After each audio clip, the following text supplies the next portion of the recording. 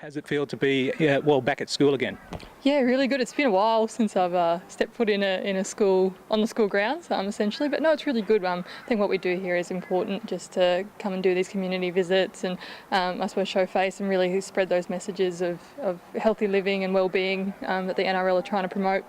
It's good to see that your team, they're all going to all the community visits and all the different schools. What does it mean for young girls who want to maybe get into the sport?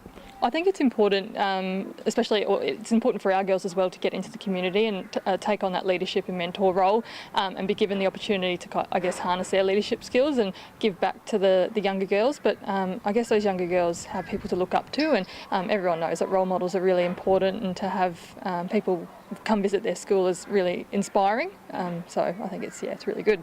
Do you get any questions from young girls about, your sport and yourself?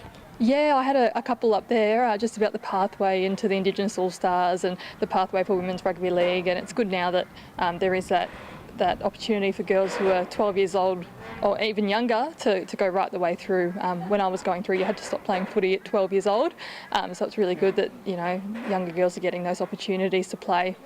And what about your team playing this weekend? Tell us about some of maybe the new recruits you have in the side, and maybe some of the old heads as well.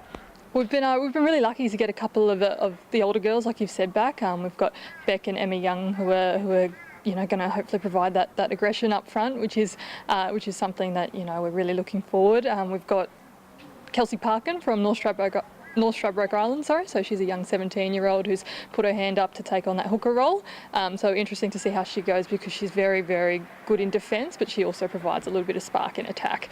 We've got Casey Karkless back, so she's returned from the Nines on the weekend, put in a really solid performance over there. So we're looking to her to provide a little bit of the ball playing and, I guess, create a few opportunities out wide. And that pathways, again, you're talking about the Nines. That's the good thing for young girls, to see that they can play for Australia, they can go overseas and do those sort of things against other sides. Definitely, especially the way it's working at the moment, with a couple more international tests per year between the women, and with the World Cup coming up next year in 2017, it's really exciting for young girls to know that they've got opportunities both domestically but also internationally to play rugby league. How do you stay focused with all these younger players coming through and the old heads, as we mentioned, as the captain, to keep everybody focused as well as yourself?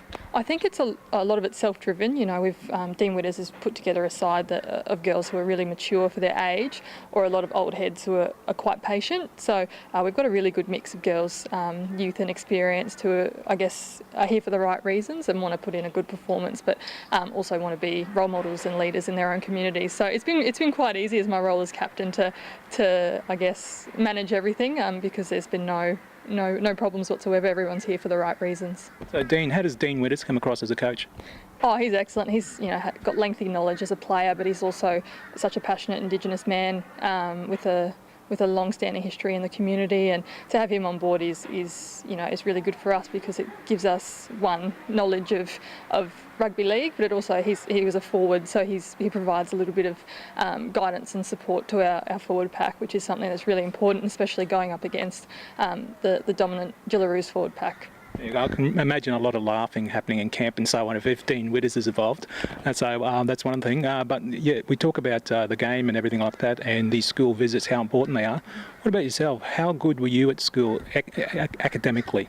I was one of those kids where my parents always kind of hammered into me at an early age that I had to focus on my academics as well as my sport. So if my homework wasn't done, I wasn't allowed to play sport, and it was really, really strict with me. So I did quite well. I was school captain at school, Woodridge North State School, just down in Logan, and I graduated high school, and I'm now studying speech pathology at the University of Queensland in my fourth and final year. So the whole way through, sports has kind of come hand in hand with my studies, so they both keep me well balanced.